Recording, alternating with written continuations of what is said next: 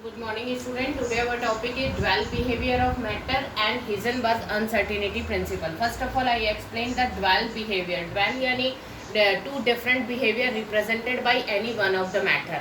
Here dual behavior of the matter means two different behavior represent by the single matter. एक matter दो behavior represent करे, that is known as dual behavior. In the dual behavior we are taking a simple light. For example, we are having any source of light.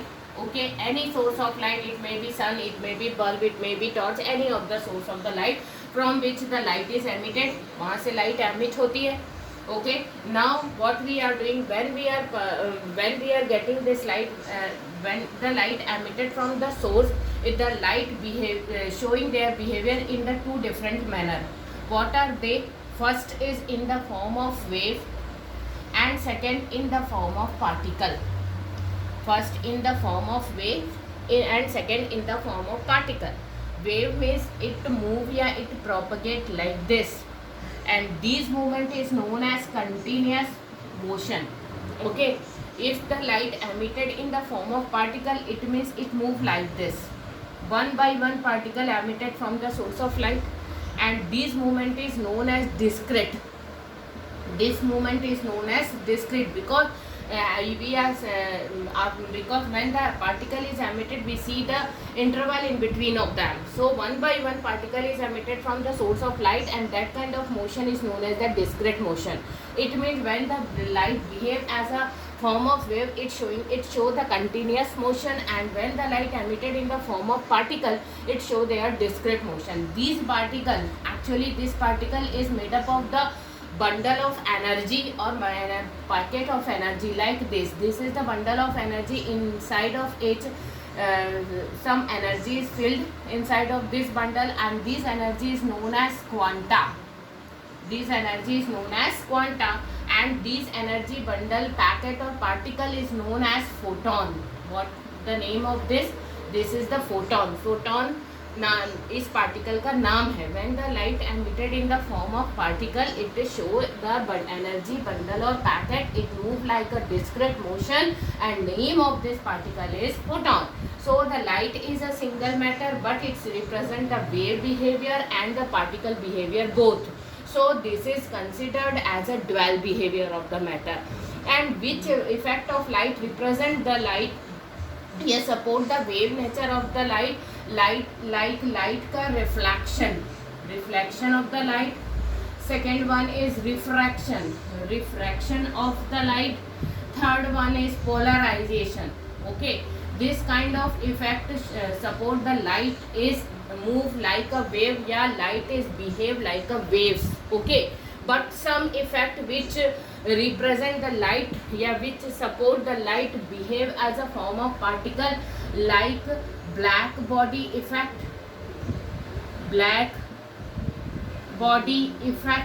This effect represent by the light, and it support the light is emitted, light is get from the source in the form of particle. That particle is known as photon. And second is black body effect and photoelectric effect. These are the effect which support the light behave as a particle. These are the effect which represent the light is move as a form of wave.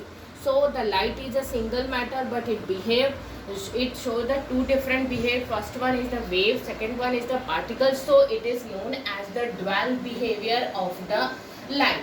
So it is known as dual behavior of the light. Now one more thing related to the dual behavior of the light. Here you understand first behavior is a wave and second behavior is the particle. When the light emitted in the form of wave, then you have to calculate the energy by the formula E equal to mc square given by the Einstein. I think you know it. It is from the physics.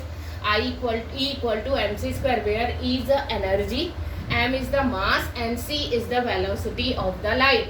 E is the energy, m is the mass, and c is the velocity of light. But when the light behave as a photon, then energy is calculated by E equal to h into mu. This is the Planck quantum theory. You understand it, you study it before it. I think you know what is the Planck quantum theory. In my last video you see this Planck quantum theory, E equal to h into mu. So when you calculate the energy of photon, then you use this formula. When you calculate the energy of wave, then you use this formula.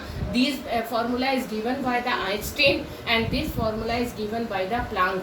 Okay, Planck quantum theory से है तो इसको Planck. Now I am showing the one more equation that is known as the de Broglie equation. And is actually the de Broglie equation is the summation of both. Is the summation of both. What is the de Broglie equation? You just see. This is also related to the dual behavior of the light. Okay. De Broglie equation. De Broglie equation. Okay. De Broglie scientist का नाम है. It represents the dual nature of the light. When the light propagate in the form of wave, then you calculate the energy E equal to mc square by the Einstein theory. You just write here by given by the whom. So here you write given by the Einstein. Okay, and I am giving it to the equation 1. When the light behave as a particle just like a photon, then energy is calculated by E equal to h into mu. This is the equation number 2 and you just write in your notes, this is the Planck quantum theory, this is the Einstein theory. You just write it. How, where you get this equation? You are getting this equation from the Einstein theory and you get this equation from the Planck quantum theory. Now you compare the equation 1 and equation 2. Equation 1 और equation 2 को compare करो, then you get mc square equal to h into mu, where mu is a frequency. You know better, mu is a frequency and h is a Planck constant. Then mc square equal to h into c upon lambda. mc square equal to h into c upon lambda. Actually the formula of mu, frequency equal to होता है c upon lambda. So I write in behalf of the mu, I write c upon lambda. Now 1c and 1c is cancelled, then you will get lambda equal to h upon mc, or we can say the lambda equal to h upon mv. c हो या v हो, both are representing the velocity of the light. Both are representing the velocity of the light. Then you write and lambda equal to h upon p. Why you write the p? Because m into v equal to क्या होता है? p. p is a angular momentum. p is a angular momentum. p को क्या बोलेंगे? Angular momentum बोलेंगे. So here we are getting the de Broglie equation, lambda equal to h upon p. So by this derivation you understand the de Broglie equation actually prepared by the summation of two different equations. For first equation is Einstein theory, E equal to mc square, and second equation is E equal to h into mu, Planck quantum theory. And by the merging of this equation we are getting the new theory, a new equation, that is a lambda equal to h upon p, and this equation is known as de Broglie equation. Actually it represents the dual behavior of the light. Here we are getting some numerical question also. For example, I just explained the one numerical question. I am taking the questions for you. Here I am writing one numerical question for you. Numerical related to this theorem.